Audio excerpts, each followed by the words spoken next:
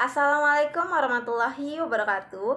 Perkenalkan, nama saya Desir Salastisa, NIM 2012021, kelas 2A Program Studi Pendidikan Islam Anak Usia Dini.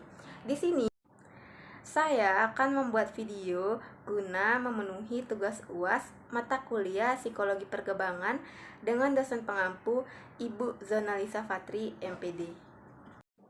Perkembangan masa postnatal 3 tahun pertama. Masa postnatal adalah masa di mana manusia sudah dilahirkan sampai tua. Masa ini dimulai sejak manusia dilahirkan yang kemudian akan mengalami pertumbuhan dalam jangka waktu yang lama. Mulai dari bayi, balita, anak-anak, remaja, dewasa, hingga berujung pada lansia. Pada saat usia yang tua atau lansia, maka berakhirlah masa postnatal yang di kemudian hari akan meninggal. Perkembangan fisik awal. Selama 3 tahun pertama, anak tumbuh lebih cepat daripada masa yang lain sepanjang hidupnya. Pada tahun pertama, biasanya bayi laki-laki berkembang 3 kali lipat dari berat lahir. Pada usia 3 tahun, tinggi anak laki-laki telah mencapai 92,5 dan berat badan mencapai 16 kg. Anak laki-laki rata-rata lebih besar dan lebih berat daripada perempuan, namun perbedaannya tidak terlalu jauh. Perkembangan kognitif anak 3 tahun pertama. Ada 4 pendekatan klasik dalam perkembangan kognitif. Yang pertama, A. Pendekatan behavioris, B. Pendekatan fisikomotorik, C. Pendekatan Piaget, D. Pendekatan kontemporal. Pendekatan perkembangan. A. Pendekatan behavioris. Mempelajari cara kerja pembelajaran dasar yang bertujuan pada bagaimana perilaku berubah dalam respon terhadap pengalaman. Bayi dilahirkan dengan kemampuan belajar dari apa yang mereka lihat, dengar, mencium, merasakan, dan memegang. Dan mereka memiliki beberapa kemampuan untuk mengingat apa yang mereka pelajari. Kita akan melihat 2 proses pembelajaran yang dipelajari oleh behavioris, yaitu klasikan conditioning dan operant conditioning. B. Pendekatan fisikomotorik. Mengukur perbedaan kuantitatif dalam kemampuan kognitif dengan menggunakan tes yang menyatakan atau memprediksi kemampuan tersebut. C. Pendekatan Piaget, yaitu pada pendekatan ini melihat adanya perubahan, tingkatan, di dalam kualitas suatu kognitif yang berfungsi. 1. Tahap sensorimotorik, yaitu tahap pertama dari 4 tahap Piaget tentang perkembangan kognitif adalah tahap sensorimotorik. Pada tahap ini, pada usia 2 tahun, bayi belajar tentang mereka dan dunianya melalui aktivitas sensor dan motorik yang sedang berkembang. Subtahap sensorimotorik, yaitu tahap sensorimotorik terdiri dari 6 subtahap yang bergerak dari tahap 1 ke tahap berikutnya sejalan dengan skema seorang bayi. Pola yang rumit dari tingkah laku menjadi semakin terperinci. Berikut adalah subtahap sensorimotorik menurut Piaget. A. Pada subtahap pertama usia 1 bulan. B. Pada subtahap kedua usia 1-4 bulan. C.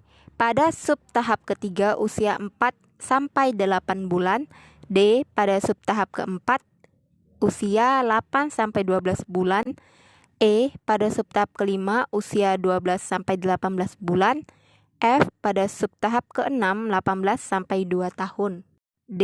Pendekatan kontemporal.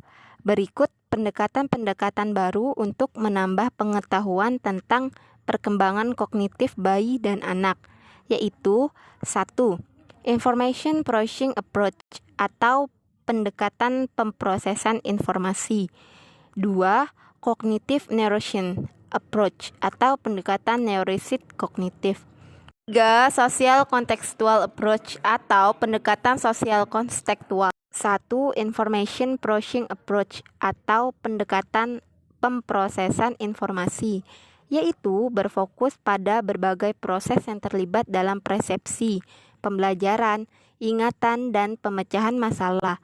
2. Cognitive Neuroscience Approach atau pendekatan neuroscience kognitif, yaitu menelaah bagian-bagian sistem syaraf pusat. 3. Social Contextual Approach atau pendekatan sosial kontekstual, yaitu menelaah aspek-aspek lingkungan dari proses pembelajaran, khususnya peran orang tua dan pengasuh lainnya. Perkembangan psikososial anak 3 tahun pertama. Dasar perkembangan psikososial 1.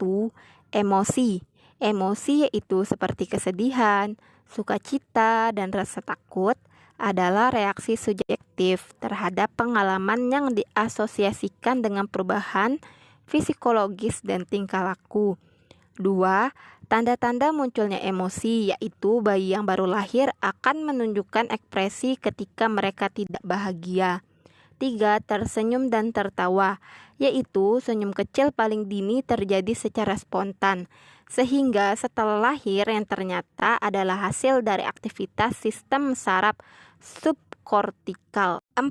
Empati. Empati adalah kemampuan untuk menempatkan diri sendiri di posisi orang lain dan merasakan yang dirasakan orang tersebut, atau diharapkan merasakan dalam situasi tertentu. 5. Temperamen. Temperamen dideskripsikan sebagaimana seseorang bertingkah laku. Namun, para peneliti memandang temperamen secara lebih luas, di mana mereka menganggap bahwa temperamen juga berkaitan dengan bagaimana mereka mengatur fungsi mental, emosional, dan perilaku mereka sendiri.